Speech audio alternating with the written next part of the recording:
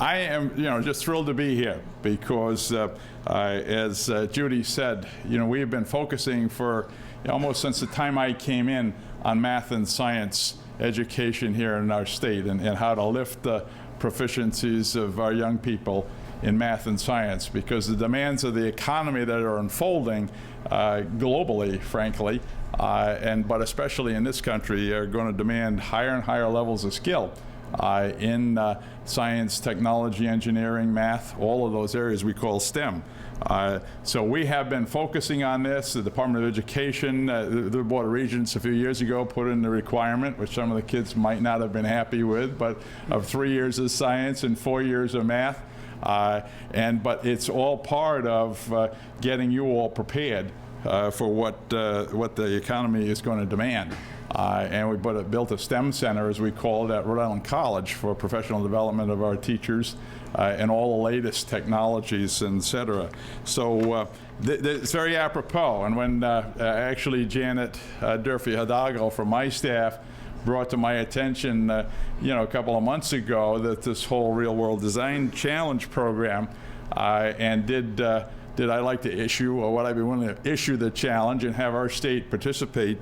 I did not hesitate at all, as she knows. I think it's a great idea, a great challenge, and I know our young people are up to the challenge.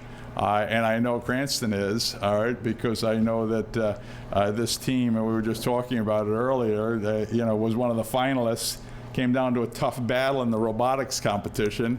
I was there the first day to kick it off, and this institution really did great credit, and right down to the wire, and that's, I think, a great program as well. For what you don't know about this, it's got broad sponsorship across the country because in addition to the FAA, NASA is one of the partnerships, the Department of Defense, PTC that I mentioned, Lockheed Martin, Cessna, many others, and I'm proud to issue the challenge, to our schools to participate, and our teachers and our kids, because I know you'll do a great job. Just as a little sidebar, because all these things connect. It's funny, as you go through life. Mrs. Carcieri and I were in Florida last year and had the opportunity to see one of the shuttle launches, and up close and friendly. And if you haven't seen anything like that, it's quite a treat.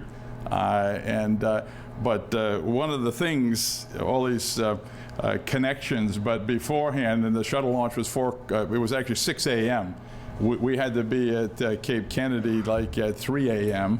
all right, to get to security and then be up, and then they have a little overview and presentation. The head of NASA was there, and some other senators are there, but there are a lot of people that are there to watch the launch. And so as I was introducing myself to some of the other people around the table, because they were giving a presentation, the fellow across the table looked over me, he's kind of smiling, and he said he was from Rhode Island. And I said, no kidding. I said, that's great. I said, where? He said, East Greenwich, my hometown. All right, I was born there, I went to high school there, and my dad was the football, basketball coach for 38 years. And then he smiled broader, and he said, I played football for your father. All right, and his name, short story, was Dr. Kenneth Ford.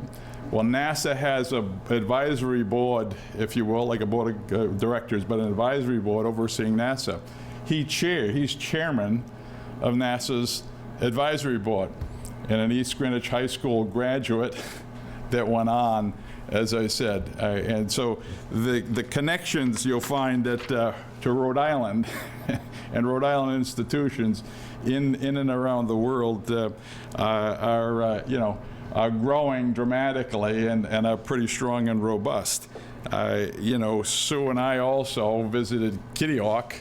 If you haven't been down there to see, the beginning of flight and the Wright brothers and so forth, it's a fascinating place to be.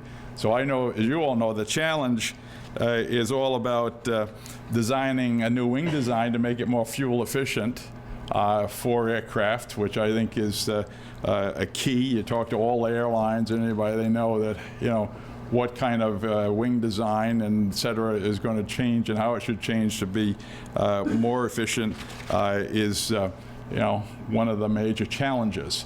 So, and as you all know, I think that the winners teams from Rhode Island will compete nationally in Washington, D.C.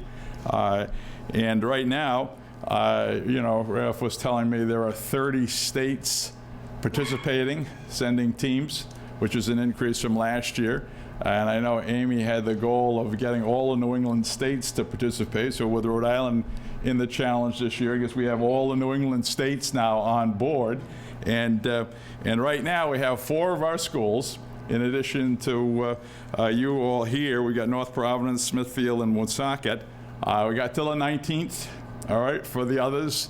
So I'm hopeful. The challenge is out there for all of our high schools to get engaged and get involved, because I know that our teams will do a great job. I've seen it. I've seen it firsthand, as I said, in the robotics, and I know you will do a great job here. So I'm thrilled to be here and issue this challenge. I'm also thrilled to be here at Cranston because you're doing such a great job here. And that's to the staff and everyone here. You're just doing a great job. And these young people, I know, make us all look good. They're just trying to give you all what you need to be successful in life, and you will be that. And so just thank everybody. Thank Amy for coming down here. You're going to hear from Ralph in a few moments and everyone else. And thank you, Judy, for hosting us here. And I look forward to see if we can get many more of our high schools into this challenge. And then I'd love to be in Washington to see you all compete and win. So thank you.